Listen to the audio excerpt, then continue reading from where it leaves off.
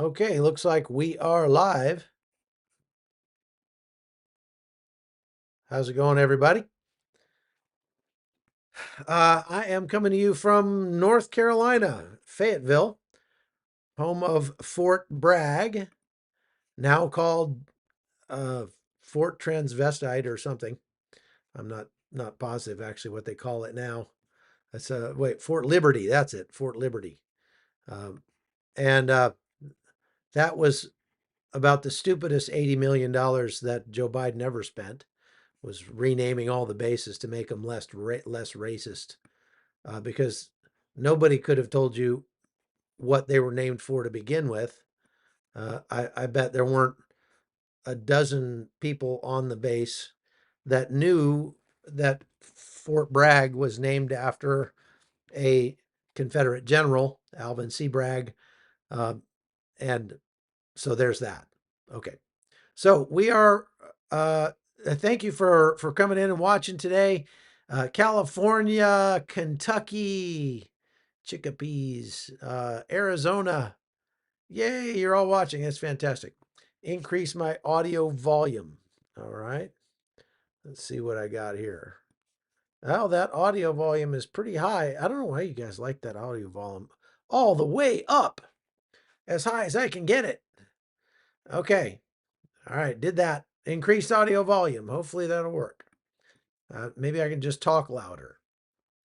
Okay, so look, there's all kinds of crazy stuff going on in the world, and we're going to talk about it all today, starting in Israel as usual. But before I do that, I just wanted to point out I just got my first copy of Death of Civilization, this book by this guy Chuck Holton. You should get it. It's a book that will help you prepare for what we will likely see over the next 4 years as the Democrats try to derail the Trump administration by encouraging violence and craziness and shenanigans all across the country, and what you can do to be prepared for it. It's very good if you're a slow reader, because I wrote it very slowly. So I wrote slowly in case you don't read very fast. You'd be able to understand that. And it's even got photographs in it for Marines. If you're a Marine, you can understand what's going on. So definitely you should get your copy of this now.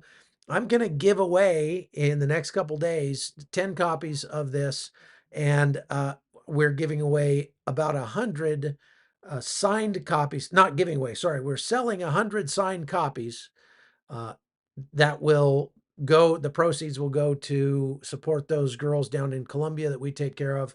And uh, the 10 that we're giving away will also be signed. So I'm going to be right after this live. We just got the whole shipment of them. I'm going to be signing 100 and plus books uh, in order to get those ready to ship out. And then we leave them, because I go back to Panama tomorrow. And yeah, today would have been a good day to invest in precious metals. Robert, good for you. Okay, let's talk about what's going on. You may have heard about the uh, fighting in Syria that's kicked off, and I'm going to explain how that relates to what's happening in Israel and elsewhere. You might not think it had much to do with Israel, but actually it does. So let me just see if I can make this as simple as possible, because I've been to Syria a bunch, and I think that it's really convoluted and tough to understand what's happening in Syria. Basically, to make it as simple as possible, there are 3 or 4 different teams that are fighting over Syria right now, and have been for years.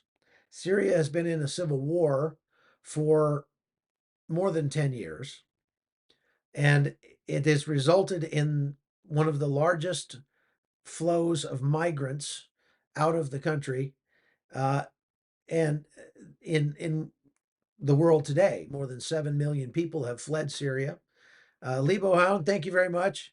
I love Marines. I spent a lot of time with Marines, and one of the greatest things about Marines is that they are usually mature enough to laugh at themselves. I flew helicopters in the Army, and in the Army, we call them choppers. The Navy has their own aircraft there. They call them helos in the Navy. The Air Force has their own helicopters. They're called whirlybirds, and the Marine Corps has a few of their own, and they call them uh, uh. And so yeah, don't get mad at me if I make fun of Marines, because it's all just because we respect them. That's how men roll, right? We make fun of people that we like, and so I like you if I'm making fun of you.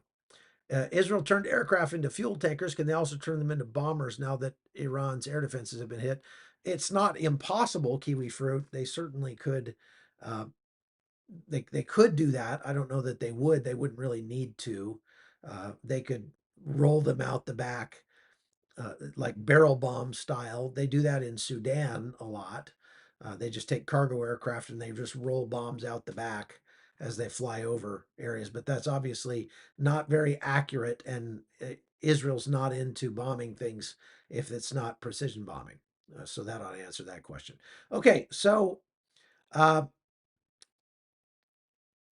yeah, thank you, Libhound. I'm glad you're not upset about the Marine jokes. I mean, I really, I wanted to be a Marine before I joined the military. All my life growing up, I just knew I was going to be a Marine, and I wore camouflage all the time, and I learned the Marines song and everything.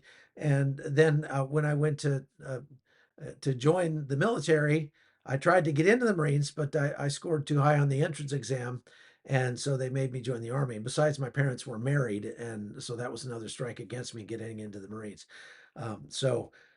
Anyway, let's go talk about what's going on in Syria. Like I said, there's this civil war that's been going on for more than a decade, and it is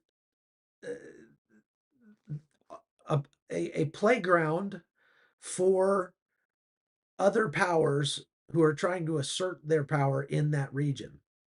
So you have these, I'm going to call it four different teams. It's kind of three actually, but we'll talk about that. The first team is the team that's kind of supported by the Americans, and that's the Kurds. So the Kurds right now, they control about a third, the eastern third of Syria, and they call it Rojava. And Rojava is what they hope to make into the nation of Kurdistan, along with the northern part of Iraq someday. But that's not really likely to happen. The Kurds, as I've mentioned before, are the largest people group on planet Earth that don't actually have a country. About 40 million people that don't have a country. So uh, the United States has been supporting the Kurds ever since, go all the way back to like the war in Iraq. We never lost a U.S. serviceman in northern Iraq during the war. With all of the roadside bombings and suicide bombings and SVB IEDs and all that stuff, we never lost a troop in northern Iraq because the Kurds were friendly to us. So uh, we supported the Kurds when they were fighting against ISIS. The Kurds lost, oh gosh, a lot of men. I want to say about 12,000 men in the fight against ISIS over several years from 2014 to like 2018, 19. And it's actually still going on. ISIS never actually went away. They just changed their names and their uniforms. So that brings us to the second team that's fighting over Syria, and that is Turkey, which is using the Free Syrian Army, the FSA. Now, the Free Syrian Army is a conglomeration of, we call it the United Nations of ISIS. They are uh, Sunni fighters that used to be Al Qaeda, used to be ISIS, and several other extremist groups. The Obama administration actually started the Free Syrian Army at when we got out of the fight in Iraq, and this you're going all the way back to basically like 2009.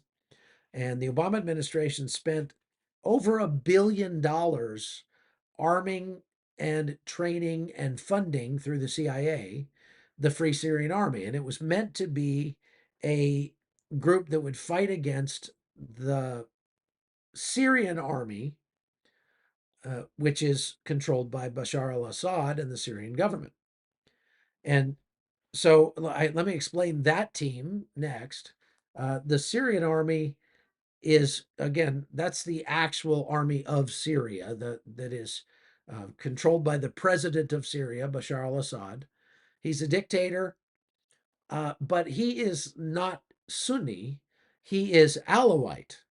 Now, Alawite is a sect of Islam that is a little bit like the Druze in that they're very secretive about their beliefs.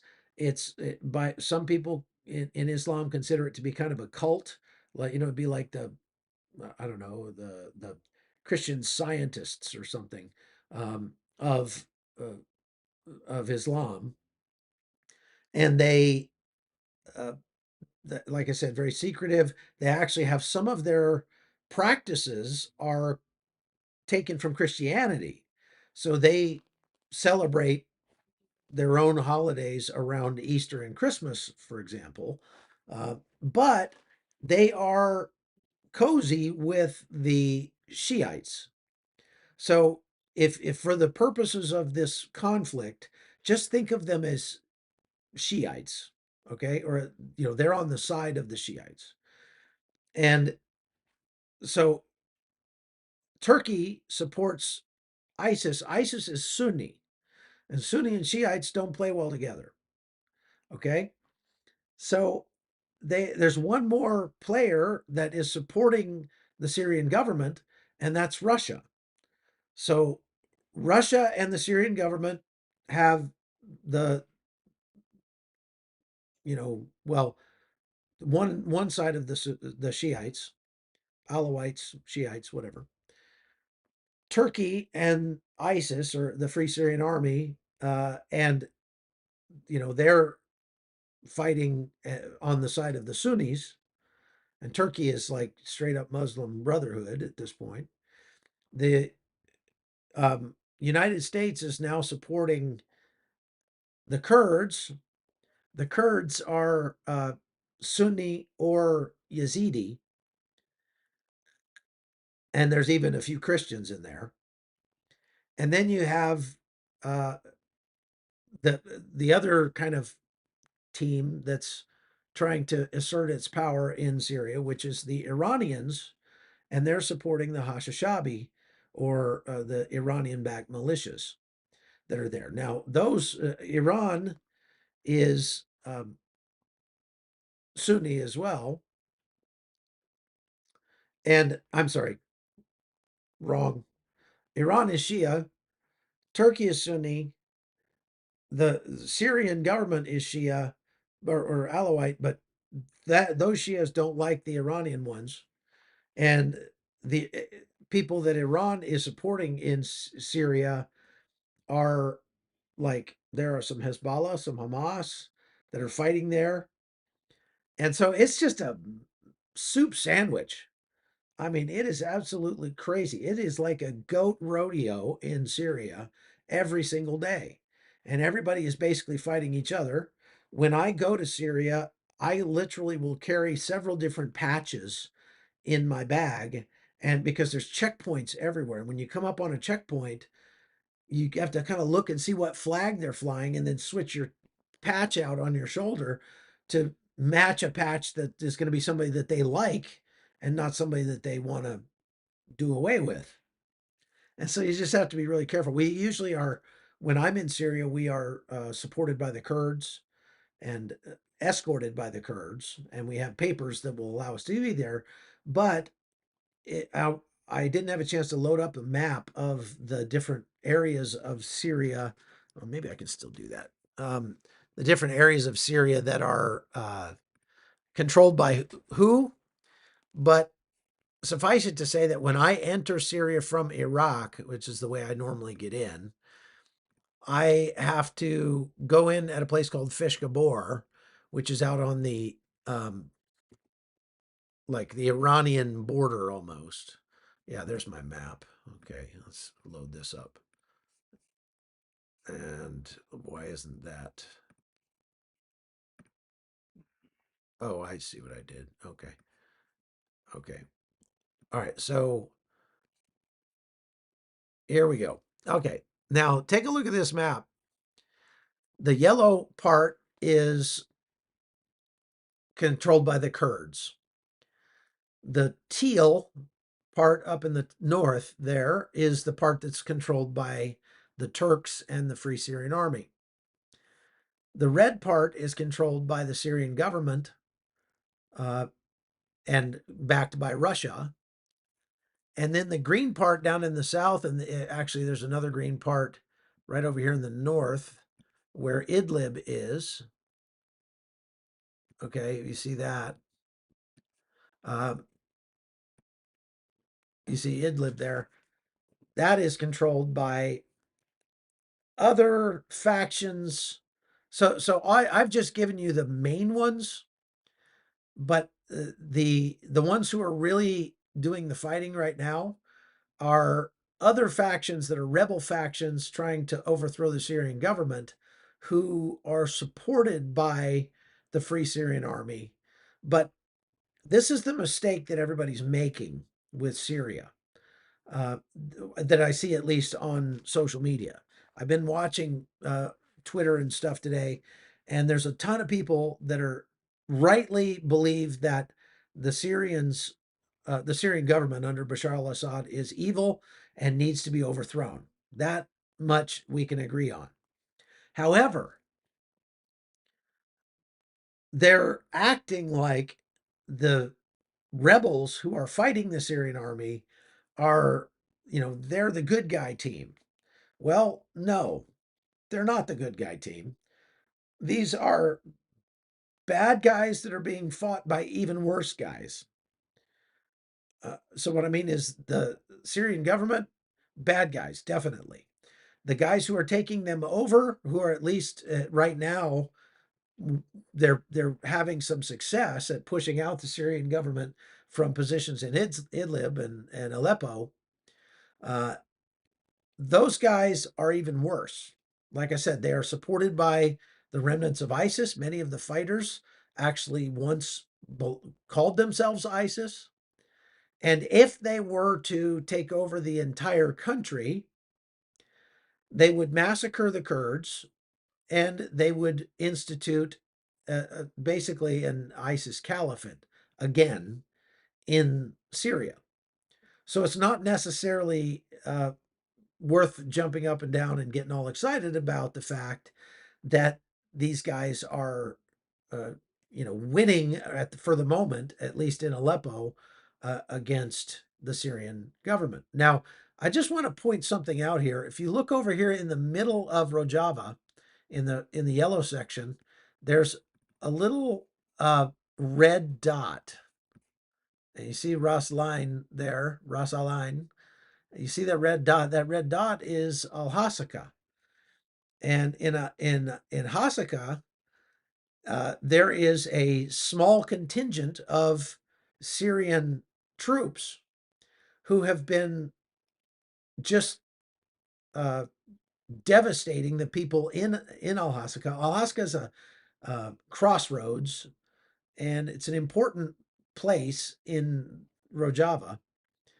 And the Syrians have a small contingent there, but they've been cutting off the water supply to tens of thousands of people, hundreds of thousands of people in Al Hasaka for a couple of years now. And whenever they get mad at uh, the Kurds, they just cut the water off, and people don't have any water. They also have the Syrian army also has some checkpoints up in Kamishli, up here in the north, which you can see there. I've been to these places many times, and they're not good places. But Kamishli and Al Hasaka are both places near which there are uh, uh, like camps where they're holding the remnants of ISIS and their families. They've got more than 10,000 ISIS fighters and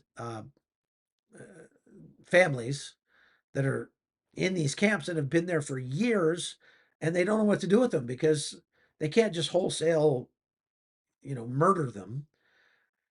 They can't send them to any other country because what country would want some ISIS fighters and their families? They don't want to let them go, although they escape from time to time. And so the Kurds just keep them in these camps. These camps are hotbeds for radicalism and terrorist activities and stuff. And it's just a really bad setup, not a good system. The United States is helping the Kurds, supporting the Kurds in keeping a lid on these ISIS guys. And we also have troops, US troops, down here in Deir ez-Zor.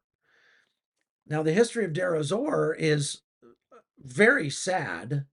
Deir ez-Zor is right on the Euphrates River. The border between the yellow area and the red area here is the Euphrates River. And it is, this area has seen so much death for so many, more than a century.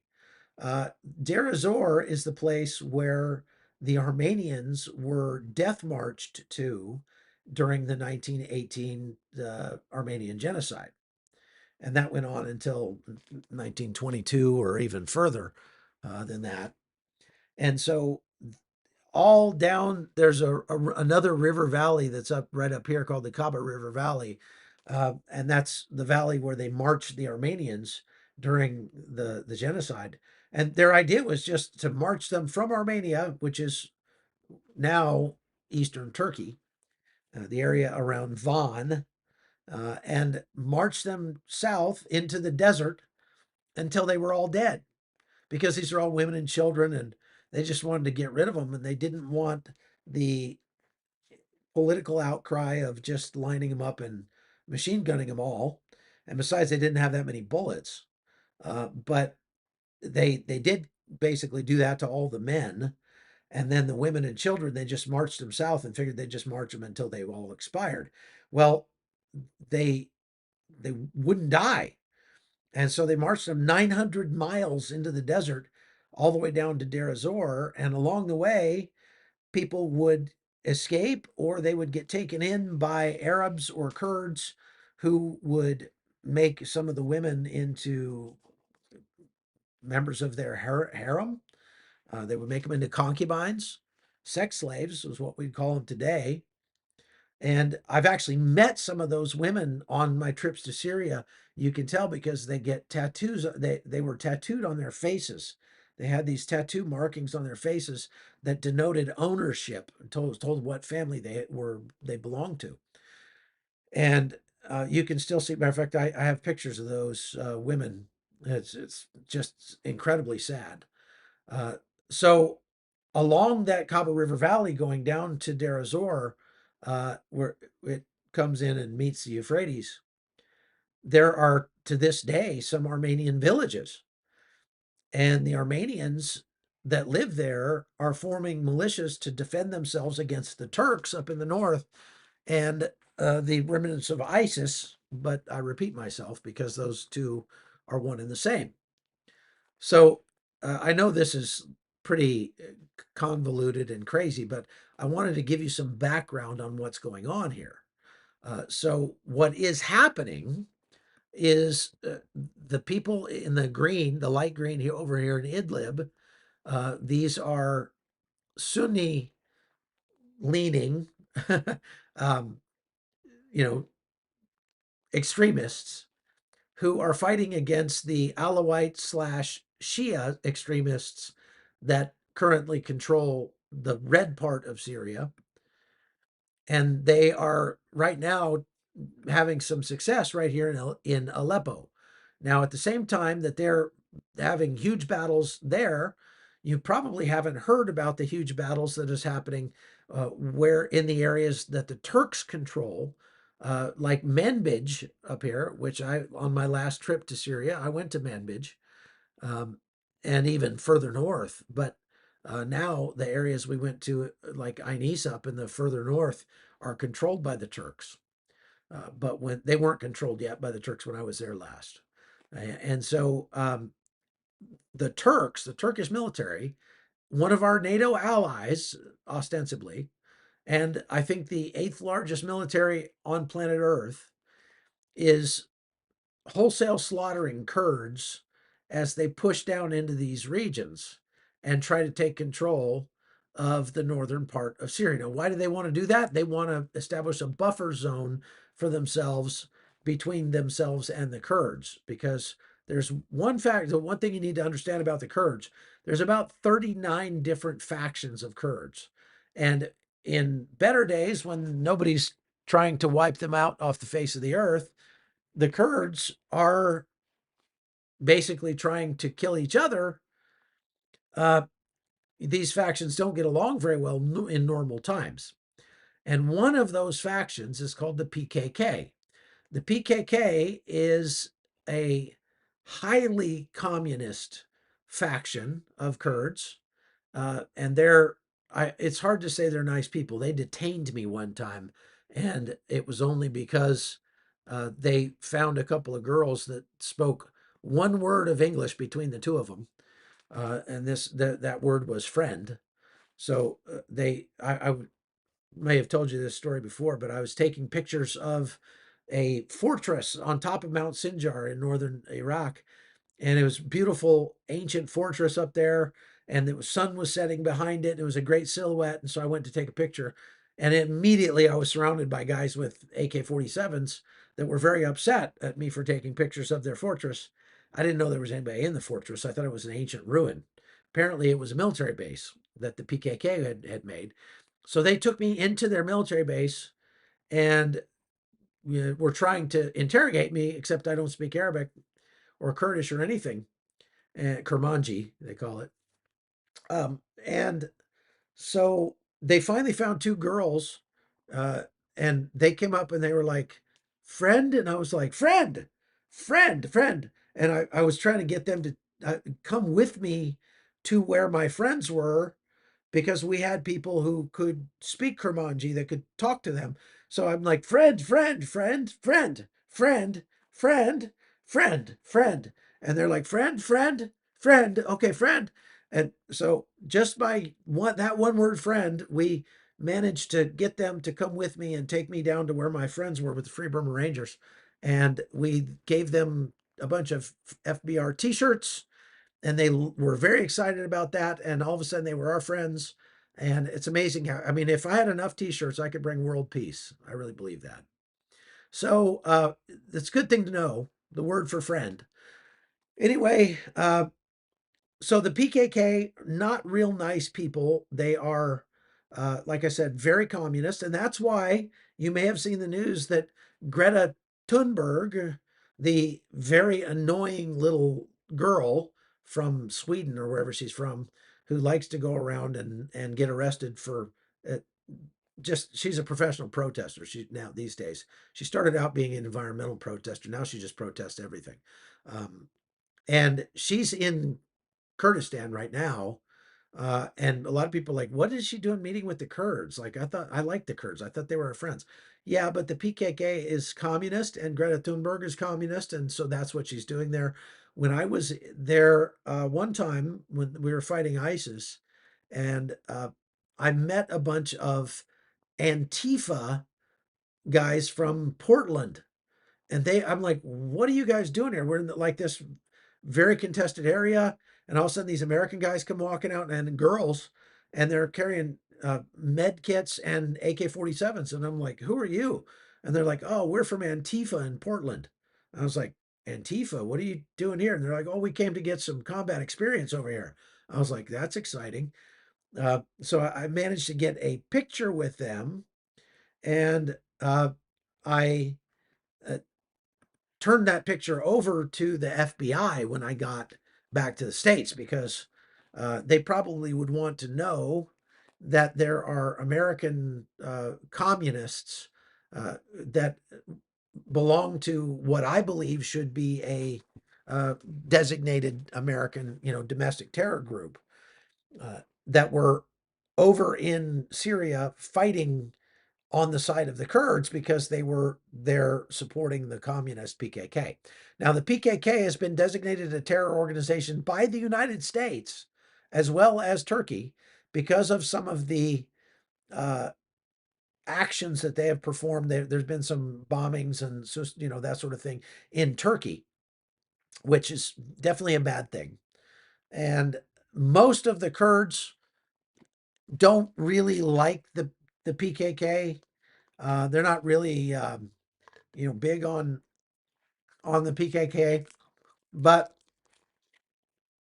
again, when they were all fighting a existential war against ISIS, well, they they all kind of banded together. And so I actually stayed in a couple of safe houses that belonged to the PKK at one point. I wasn't real comfortable, but yeah, Kristen, that's a great idea. Just get a T-shirt that says "friend" in about 20 different languages, and so you can just point until they understand what you mean. That'd be good. Yeah, I'd be all in on that. Anyway, the Turks, because of the PKK, don't like the Kurds at all, and so the reason that they're fighting in northern Syria is because they want that buffer zone there. They want a buffer zone between Turkey and the Kurds. But they probably would love it if they could just take over all of Syria and just make that southern Turkey or something, because Erdogan has designs on reinstituting the caliphate without a doubt. So the Yapaga, hey Paul, how's it going? Um, the YPG or Yapaga are a much friendlier version of the PKK. They work alongside, like I said, the PKK, but they I wouldn't say that they're friends. They're just um, the enemy of my enemy is my friend kind of thing. Um, so the YPJ, the YPJ, is uh, the female version of the Yapaga, and they are pretty straight up communists. Those are a bunch of um, angry women. Let's put it that way. Now I've met some that were friendly enough, but uh, yeah, you will find, if you're going to find foreigners over there fighting with the Kurds, they're going to be fighting with oh, hi, Amy. Hi. Here comes my sweetie. I'm moderating, but my computer died. Oh, okay. We'll plug it in. Amy's moderating, but her computer died. Hi. Get the other computer. I've got another one. No, I can just use mine. That one right there. Okay. Bye, everyone. Everybody say hi to Amy. So if you see gringos in Kurdistan, it's either Free Burma Rangers, which we're for everybody's friend, and we're just there to treat the wounded and help people get out of harm's way. But if there's anybody else that's a Westerner you meet there, they're probably a hardcore leftist, and they're over there with the PKK or the Yapaja.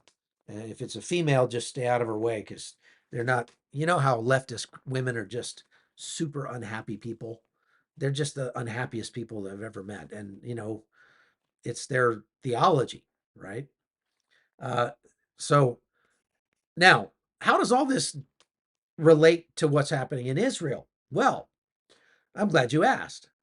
Oh, wait, that Rooster's had a question sitting up there for a long time. Do you see Turkey taking the place of Iran in the global race for an Islamic caliphate? Uh, that's a very good question, Rooster. They certainly would like to. And, it's that's the Sunni Shia difference. Turkey is Sunni, Iran is Shia, and they don't like each other. They they don't like each other at all. So if you ask the Turks, they'd say yes, that'd be great. If you ask the Iranians, they'd say no, that's never going to happen. But anyway, uh, Kay says I know some happy leftist females. would doubt that. Uh, yeah, so they might pretend to be happy, but I mean I know some leftist females too, and I'm friends with some, but under the surface there's a lot of hurt there, and eventually that hurt comes out, and in one way or another. Question: have you heard anything about submarines 200 miles off the southern tip of Ireland, and Putin plans to fire missiles at the UK to cause a 1642-foot tsunami to drown the UK? How did you get 1642 feet? Like, why not 1641 feet or 1593 feet? How'd you come up with that number? Anyway, uh, I have not heard about that specifically, but I was going to talk about that in a minute. So if you'll stay tuned, I'm going to talk about how Russia figures into all this. But let's first talk about how this relates to uh, how it relates to Israel. Now, with Israel having absolutely decimated Hezbollah in Lebanon to the point that we now have a truce, and as I've mentioned previous lives, that truce is not a ceasefire. Everybody's still calling it a ceasefire, and they're just sort of glossing over the fact that Hezbollah did not agree officially to this at all. They weren't even involved.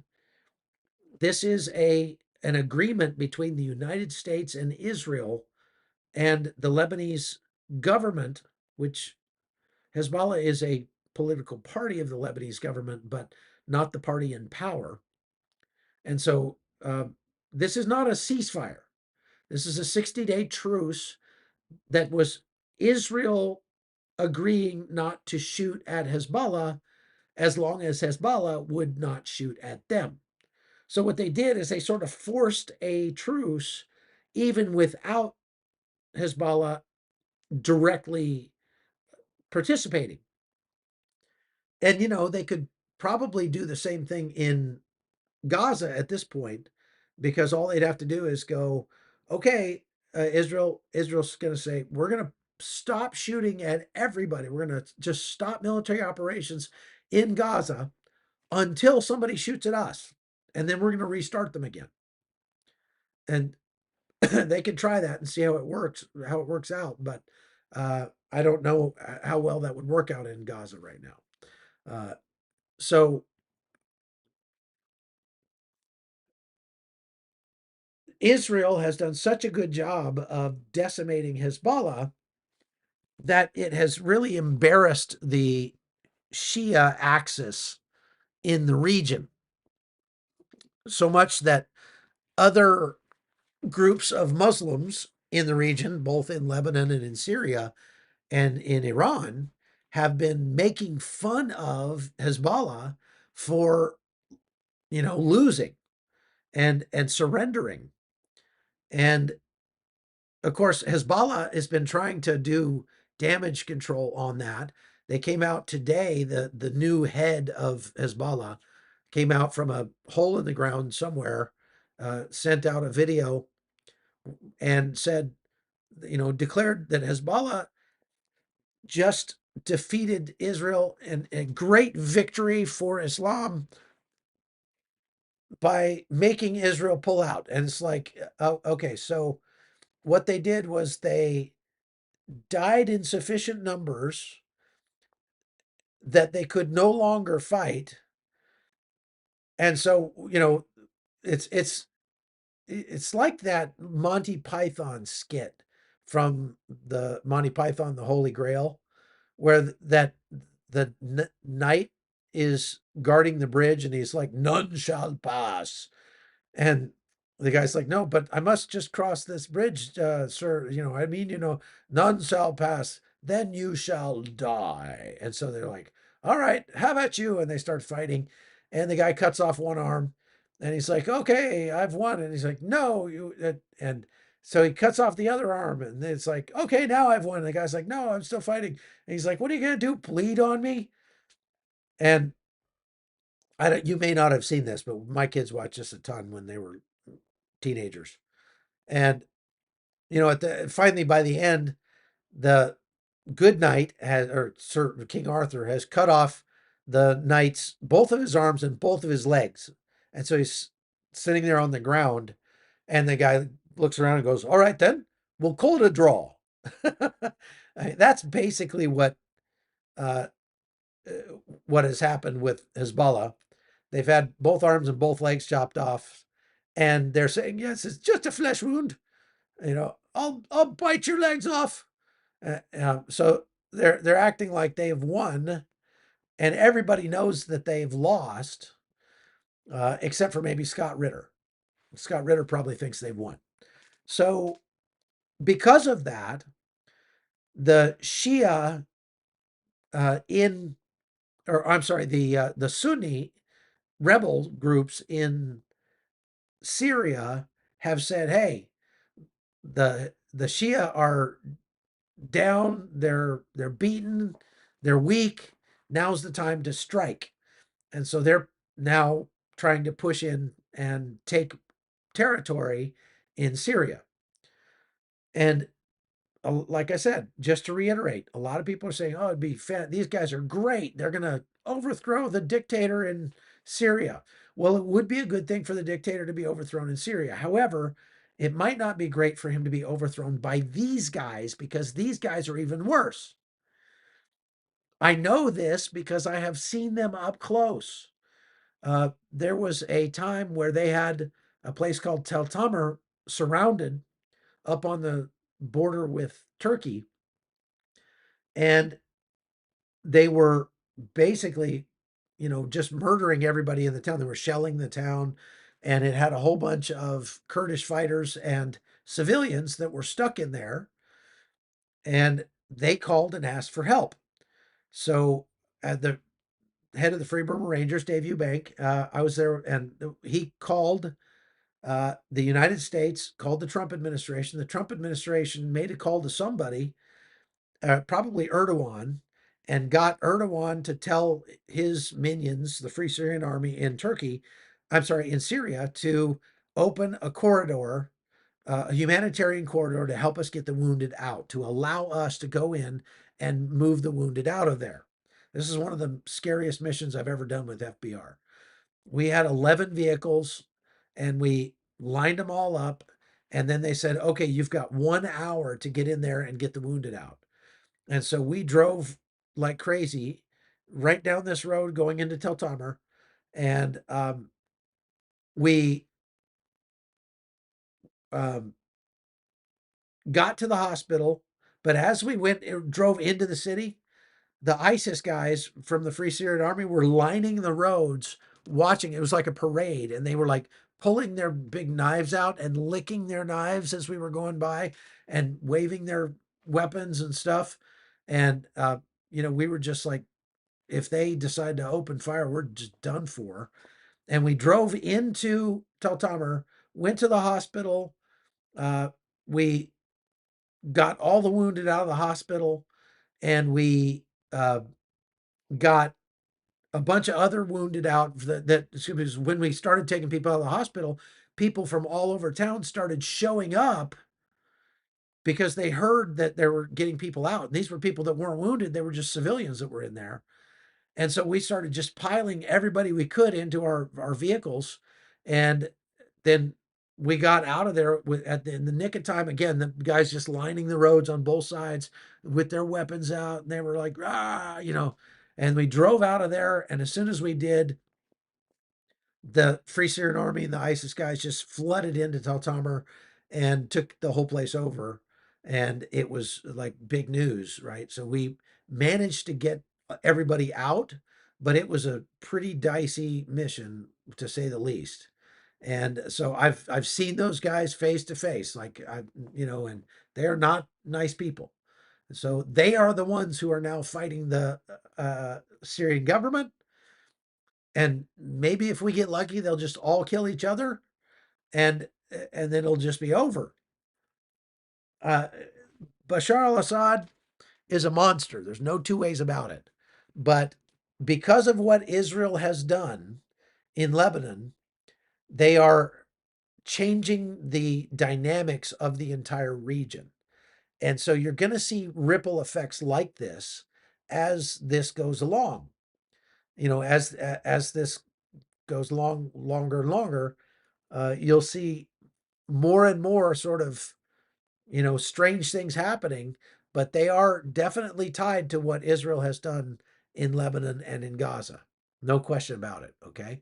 Um, so let's see here. I saw another question go by. Thank you, DeFort. See that.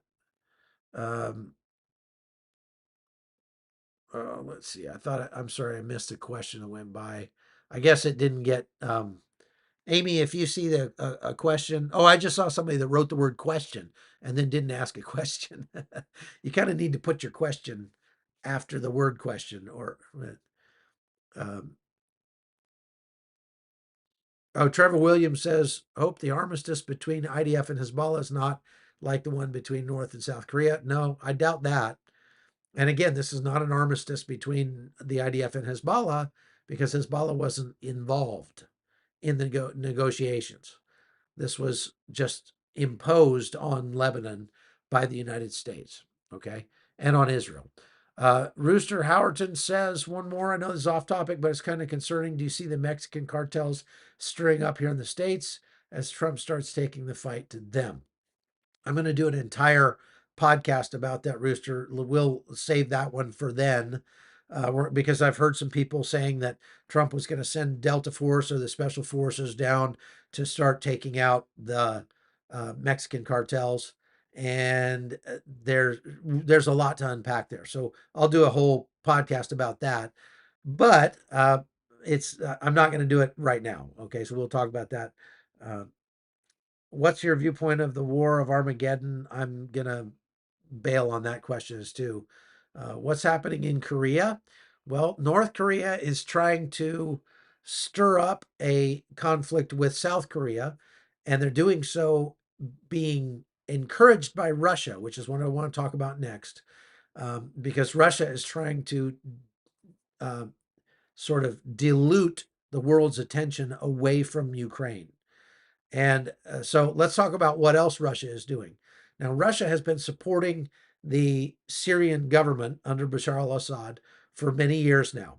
And so the Assad's government is basically a puppet of Russia at this point.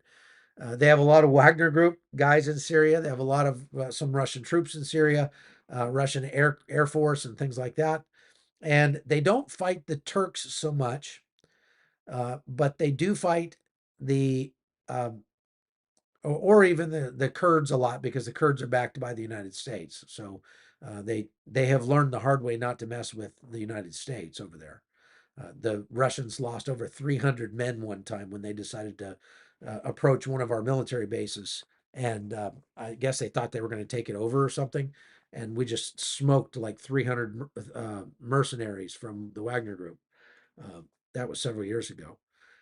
But they do fight against these rebel groups in Idlib, especially. The Russian Air Force has been dropping bombs on Idlib for years and just decimating the people there. And of course, uh, knowing what we know about the Russians, they don't care about civilian casualties. They could care less. They don't care about human life at all, and not even the lives of their own people, much less anybody else's people. So they just drop bombs indiscriminately on everything in Idlib, and that's part of the reason why these Shia militias are so um, not happy with Russia. And this tells you something, right?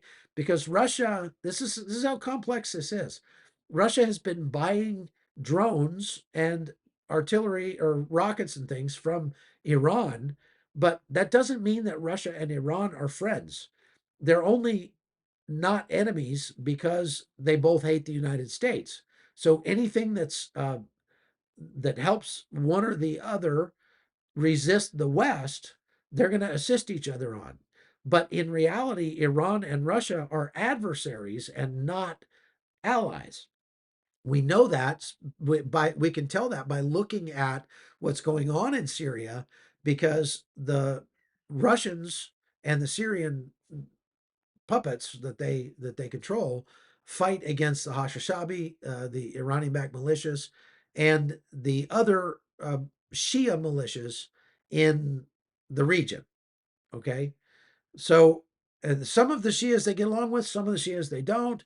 And this is just how it's just a mess in Syria. And of course, it's the people who lose. It's the civilians who lose. Okay, I just want to point out again, I just got my copy of Death of Civilization, my new book, and it is uh, about 250 pages of goodness here, and it's got a lot of very valuable information that you're going to want to get and read for the coming days ahead in the Trump administration. And so this doesn't say anything bad about Trump. This is just saying that the left is going to do everything it can to foment chaos in the United States because of the new Trump administration. That's what they did last time, and they're going to do it again, no question. And this tells you how to counter that. And there's two ways to get it. You can go to Amazon and just buy the book, or you can order them off my chuckholton.com website and get a signed copy. There's only going to be 100 of those, and that's it. And when they're gone, they're gone. And I'm signing them tonight, and we'll mail them out. So we're going to be putting a link up there. Or if you are a supporter of over at chuckholton.com, right now it's still $7. If you become a supporter over at chuckholton.com, you can download the PDF of this book and read it, uh, and have it to share, print off, or whatever you want to do, and so you can get it that way as well. Either way, I highly recommend you get it, and I'm going to be giving away 10 copies of this thing on a subsequent live. So make sure that you subscribe to the channel and hit that notification bell and tell it to notifications all, and then it will notify you when I'm live. And so uh, just make sure that you subscribed, and we're going to be giving away 10 of those on a subsequent live. Okay. Now, let's see. Is that okay? Deanne Miller says, is Netanyahu on trial, and is this affecting the war? Yes, Netanyahu has some serious legal troubles, and they're getting seriouser and seriouser. Uh, he about his only way to save his own hide is to prosecute this war to its fullest and get it over with victoriously. If he manages to pull out a win in this war, or something that the Israeli people uh, perceive to be a win, it will go a long way toward helping him avoid whatever legal challenges that he's facing right now. They're corruption charges, and I'm not going to go into all the details of that right now. The question, is there a chance of an Assad regime falling? Yes. If it does, how would it affect Israel, Iran, and Russia? Well, it would just create another power vacuum in the red regions there of this map. Okay. Those red regions would then be up for grabs for the people in blue, the people in green, the people in yellow. And so that's what we would see happen there. Israel has been striking in the red areas there a lot lately. They've been striking in Damascus and in Aleppo and lots of other places in Syria where they perceive threats.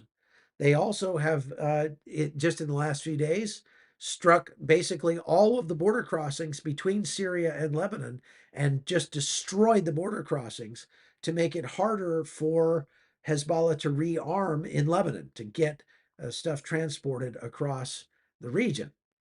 Now, you can imagine how big of a challenge it is when you have so many different factions controlling parts of this country, for Iran to move its weaponry across, out of Iran, across Syria, and into Lebanon. But they've been doing it for years. They have established networks, and Israel has been striking very hard in Syria. And keep in mind, there not only is there not a ceasefire between Israel and Hezbollah, it's just a imposed truce. There is also no ceasefire between Israel and Syria, Israel and Iran, Israel and Iraq, Israel and the West Bank, and Israel and the Yemeni, or the Houthis. Okay.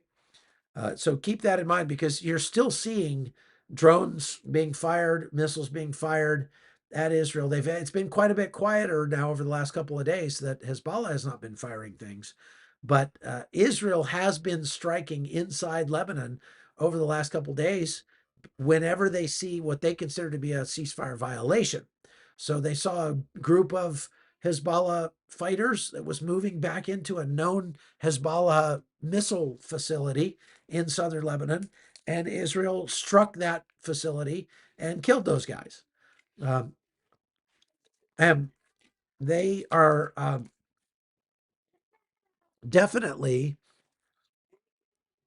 only adhering to the ceasefire so long as they don't see any threats coming their way. That's why they're putting out the word across Lebanon nobody should come into the southern part within a couple of kilometers of the border because if they do, we're going to consider that a ceasefire violation and you're going to take them out. So keep in mind the Israelis are not pulling out of Lebanon yet.